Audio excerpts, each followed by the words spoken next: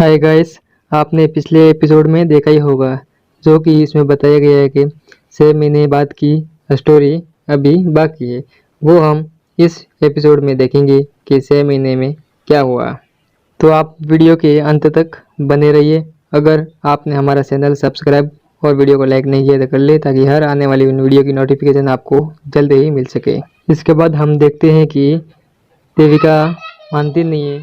वह कहने को एक भी शब्द नहीं सुनती है। शान उसे समझाने की बहुत कोशिश करते हैं लेकिन वह नहीं मानती है। जिसके बाद में शान कहते हैं मेरी बात तो सुनो। इसके बाद में देविका कहती है हाँ बोलो। जिसके बाद में शान 6 महीने की पूरी स्टोरी उसे बताते हैं। उस स्टोरी में दिखाया जाता है कि 6 महीने पहले जो भी कुछ भी हुआ उसके बारे में कृषि को कुछ भी पता नहीं है। वो नहीं जानती कि उसकी माँ मर चुकी है।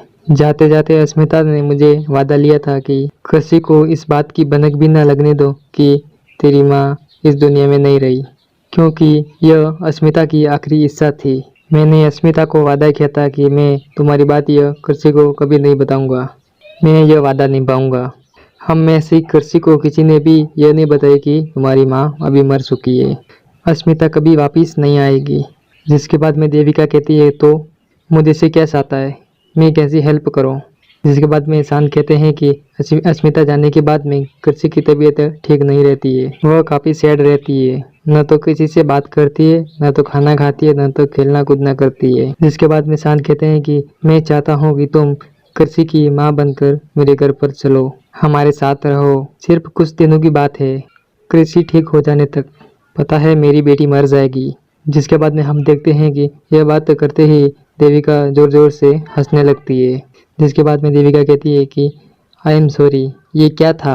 और फिर भी वह हंसती रहती है जोर जोर से। वह हंसते हुए सॉरी सॉरी कहती रहती है, लेकिन शान का कोई जवाब नहीं देती है वो। इसके बाद में हम देखते हैं कि देविका कहती है कि वाह क्या मजाक है, तुम जो कहोगे वो मैं मान जाऊंगी। क्या मैं राजी हो जाऊंगी ये बात सुनकर तुम्हारी?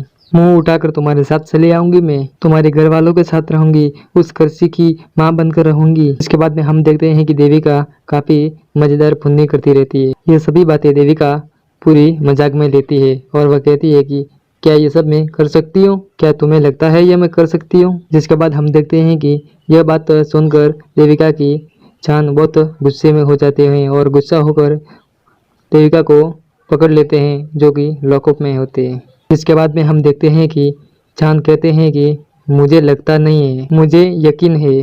जिसके बाद में शान कहते हैं कि यकीन से भी ज़्यादा यह ज़रूरी है कि यह काम तुम्हें करना ही पड़ेगा, क्योंकि तुम्हारे पास कोई ऑप्शन नहीं है। जिसके बाद कहते हैं कि समझ में आया ना तुम्हें अब? जिसके बाद में शान कहते हैं कि एक बाप यहाँ चल कर आया है, वो भी तुम्हारे लिए, एक तड़पता हुआ बाप। मेरी बेटी को खुश रखने के लिए यह काम तुम्हें करना ही पड़ेगा, क्योंकि तुम्हारे पास अभी कोई ऑप्शन नहीं है। अपनी बेटी के लिए मैं वो सब कुछ करूँगा जो ज़रूरी है। जिसके बाद हम देखते हैं कि देविका का कोई भी रिप्लाई नहीं आता है, क्योंकि वह उसके सामने देखती ही रहती है लेकिन कोई हाँ का जवाब नहीं देती है और देविका को बहुत गुस्सा आता है। इसके बाद में हम देखते हैं कि देविका कहती है कि ओ हेलो, सपना देखना बंद करो। तो होता कौन है ये ऑप्शन देने वाला और ना देने वाला? जिसके बाद में हम देखते हैं कि देविका कहती है कि ये देविका किसी के काबू में नहीं आने वाली है। इसके बाद में हम देखते हैं कि देविका कहती है कि पहले तेरे और तेरी बीवी के बारे में मुझे कितना कुछ झेलना पड़ा है, जान गंवाने की नौबत भी आ गई थी मेरी। इसके बाद में हम देखते हैं कि देविका कहती है कि मेरी शक्ल तेरी पुस्की के जैसी मिलती है तो मेरी क्या गलती है, मेरा क्या कसूर है इसमें? इसके बाद में हम देखते हैं कि शान को बहुत सारा गुस्सा आ जाता है और वह कहते हैं कि चटाप। इसके बाद में अचानक देविका चुप हो जाती है। उसके बाद में चांद कहते हैं कि तुम्हारी वजह से मेरी पुस्की मर गई, क्योंकि तुम्हारे सामने हमने भीख मांग कर हाथ जोड़ते रहे, लेकिन तुमने हमारी मदद नहीं की। अगर उस टाइम तुमने मदद की होती ना, आज मेरी पुस्की जिंदा होती। और तुम नहीं रुकी वहाँ पर। उसके बाद शान जोर जोर से उसे चिल्लाने लगते हैं और कहते हैं अगर उस दिन तुम वहाँ पर रुकी होती ना तो आज मेरी पुस्की जिंदा होती, लेकिन तुम रुकी कहाँ? ये सब तुम्हारी वजह से हुआ है, लेकिन तुम नहीं रुकी। मैंने उस वजह से मेरी पुस्की को हमेशा और हमेशा के लिए मैंने खो दिया। जिसके बाद में हम देखते हैं कि देविका भी इमोशनल हो जाती है और चुप रह जाती है। जिसके बाद में वहाँ पर चांद भी काफ़ी दूर जाके खड़े हो जाते हैं जिसके बाद में हम देखते हैं कि चांद की आंखों में भी आंसू आ जाते हैं और कहते हैं कि मैं तुम्हारे साथ कुछ गलत नहीं कर रहा हूँ, ना ही मैं उस बात की सजा दे रहा हूँ तुम्हें। मैं तो बस यही कह रहा हूँ कि तुम्हारे पास अभी कोई ऑप्शन नहीं है। जिसके बाद में हम देखते हैं कि चांद कहते हैं कि मेरी बेटी के लिए मेरी बीवी की जगह लोगी क्या। जिसके बाद में हम देखते हैं कि देविका को बहुत सारा गुस्सा आ जाता है और उसके बाजू में मटका पड़ा होता है, वह मटका शान के ऊपर वह फेंक देती है, जिसकी वजह से शान साइड में हो जाता है। वह मटका दीवार पर जाकर गिरता है। जिसके बाद में देविका कहती है कि मुझे किसी मुसीबत में नहीं फंसना है और यह मैं नहीं कर सकती और तू यहाँ से चला जा। बहुत हो गया तेरा नाटक यहाँ पर, मुझे माफ़ करो और यहाँ से निकल जा अब तू। क्योंकि यह बात सुनकर देविका काफ़ी गुस्सा हो जाती है और उसे बैंकर की इज्जत कर देती है लॉकअप में, जिसकी वजह से चांद का भी काफ़ी दिल टूट जाता है। वह बिल्कुल हार मान लेता है। जिसके बाद में हम देखते हैं कि देविका काफ़ी कुछ चिल्लाने लगती है और वो कहती है कि इंस्पेक्टर इंस्पेक्टर इंस्पेक्टर साहब, इस इंसान को बाहर से निकालिए। इंस्पेक्टर साहब मेरी बात सुनिए, इस इंसान को यहाँ से बाहर निकालिए, यहाँ से भगाइए इसे प्लीज। यह मुझे ब्लैकमेल कर रहा है, हटाइए प्लीज इसे, यहाँ से भगाइए। आपने इसे अंदर कैसे आने दिया? लेकिन वहाँ पर कोई सुनता नहीं है और देविका काफ़ी चिल्लाती रहती है। इसके बाद में हम देखते हैं कि देविका शान को कहती है कि तूने इनको पैसे दिए होंगे तब इन्होंने तुम्हें अंदर आने दिया है, इसलिए वो यहाँ पर नहीं आ रहे हैं। जिसके बाद में हम देखते हैं कि देविका कहती है कि जो करना है वो कर ले, मैं यह नहीं करूँगी। क्योंकि देविका काफ़ी गुस्से में होती है और ये बात मानने को राजी नहीं होती है और ऐसे ही बर्ताव करती रहती है चांद से। देखते हैं कि चांद के आंखों में आंसू आ जाते हैं और चांद भी काफ़ी उसकी तरफ देखते रहते हैं, दोनों के आमने सामने। वहाँ से चांद चला जाता है। जिसके बाद में हम देखते हैं कि कल्सी को उसकी मम्मी की याद आ जाती है, तब वह छत पर चली जाती है। यह बात चाहत ने उसे बोली थी, क्योंकि तब तुझे तेरी मम्मी की याद आ जाती है ना, तब तू छत पर जाकर और ऊपर देखना और याद करना, तेरी मम्मी तेरी बातें सुन लेगी। यह बात सुनकर उसे याद आ जाती है कर्शी को, तब कर्शी छत पर चली जाती है और बहुत सारे दोनों हाथ में बैलन होते हैं जो कि भरे हुए होते हैं।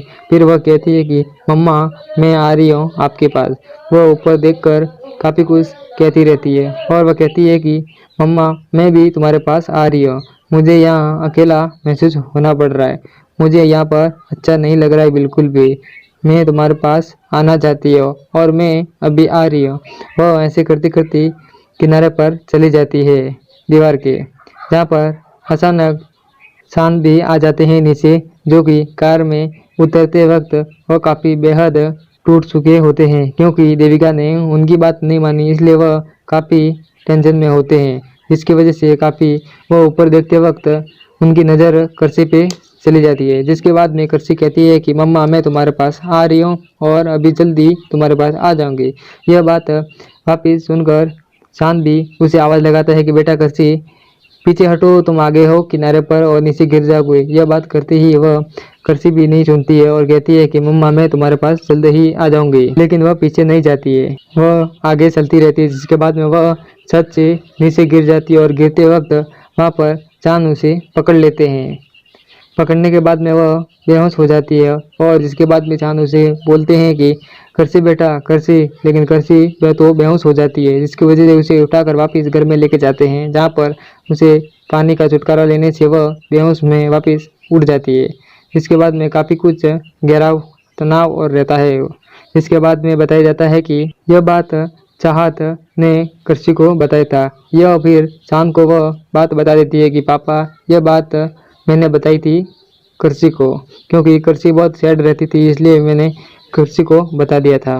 उसके बाद में चाहत कहती है कि प्लीज़ पापा माफ़ कर दो, गलती हो गई, ये मैंने बता दिया कर्सी को, इसलिए कर्सी ने ऐसा कदम उठाया। इसके बाद में देखते हैं हम, चांद कहता है ठीक है बेटा कोई बात नहीं, गलती हो गई और आइंदा तुम ऐसी कभी बातें नहीं करोगी। इसके बाद में चाहत भी कहती है ठीक है पापा, ओके मैं ऐसा काम अब कभी नहीं करूँगी और ऐसा बात भी किसी को नहीं करूँगी। इसके बाद चांद वहाँ से उठकर चले जाते हैं, लेकिन निवेदिता कहती है कि इसने तो मुझे कुछ भी बताया नहीं देविका के बारे में, क्या पता देविका ने हाँ कहा या नहीं कहा है, लेकिन यह बता क्यों नहीं रहा है।